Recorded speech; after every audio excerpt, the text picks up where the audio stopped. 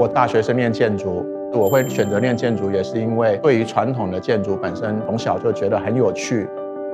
因为小学念的学校就是台南市很老的小学，国中念的学校，高中念台南一中，也是古迹。当然最重要的是因为小时候回到祖父母家三合院的房子，那种空间情境跟我们平常的生活经验很不一样。进入研究所之后，进行了有关传统建筑的研究，当时就想到的是，这些工匠其实是当年盖这些传统建筑的时候最主要的人。那到底他们是怎么来盖这个房子？他们的技术到底是怎么样？所以2012年的时候，我们定了一个办法，对于将来修复古迹、历史建筑的这些人，应该要有一些资格的限制，就开始去规划相关的配套，怎么去做检定的这个工作。做了之后，觉得我们只是做这一端，好像似乎还是不够的。这些传统工匠，他们逐渐在凋零。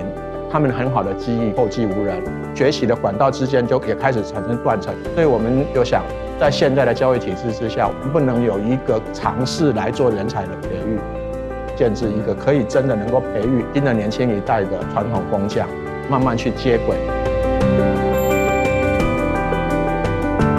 那我们更想的是，这件事情要回到扎根的工作，回到教育的本质。从2019年，我们就开始办了这样的技职老师的培训。很重要一件事情是，请老师来让他了解什么是文化资产的修护，什么是古迹的修护，这里面有哪些专业的技能。本来都以为学土木、学建筑的这些老师，甚至艺术类科，我们比如说我们有彩绘课，我们有泥塑课，他在教学现场应该对这些事情是有接触的。其实不然，原来他们在这一块非常的需要有人给予他们这些 support 跟资源。这样的过程里面，我们也让一些老师看到，哦，原来这个还有这么大的一个可能性，怎么把它带到教学现场？就想到我们透过这样的深度研习，一方面让他认识这样的事情，老师有从事教案的能力，也有去做课程设计的能力，那这些教案就变成我们很重要的资源。到目前为止，这短短的几年，我们已经发展出80个教案。很多学生也发现说，很有趣的现象是，他原来对这些事情他并不是那么熟悉或者不认识，可是因为当来的接触，真的告诉老师说，他觉得这个事情好像他是未来他可以做的事，甚至愿意投入这个工作。希望能够培养未来的新的人才，一方面也培养种子教师，我觉得慢慢也达成我们原来预期的一些效益。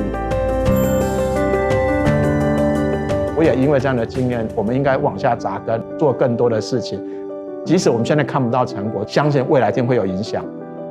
教育本身是一种10年注目百人树人的工作，从事教育的工作不是只是培养学生单纯的就业，更应该培养他把这件事情当作一种使命，变成一种志业。这是我们对教育的期许跟未来的展望。